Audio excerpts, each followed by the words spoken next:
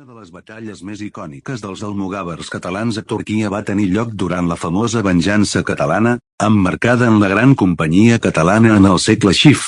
Els fets es remunten al any 1303, quan els almogàvers, dirigits per Roger de Flor, van arribar a l'imperi bizantí després d'haver estat contractats per l'emperador Andrònico i Paleòleg per lluitar contra els turcs otomans, que amenaçaven les fronteres de l'imperi. Després de la seva arribada, els almogàvers van començar una sèrie d'incursions reeixides a Àsia Menor, actual Turquia. Una de les batalles clau va ocórrer en 1304 a la regió de Filadèlfia, actual Alesei. Els almogàvers, coneguts per la seva brutalitat i les seves tàctiques de guerrilla, van sorprendre les forces otomanes que assetjaven la ciutat. Encara que els otomans eren superiors en número, els almogàvers, amb el seu coneixement del terreny i la seva capacitat per moure's ràpidament, van aconseguir desarticular l'exèrcit enemic. La batalla es va desenvolupar als voltants de Filadèlfia, en una zona muntanyenca que afavoria els almogàvers.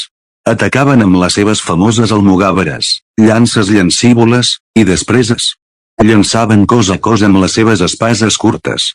La ferocitat dels catalans va ser tal que no sols van trencar el setge, sinó que van infligir grans pèrdues als turcs, assegurant la victòria.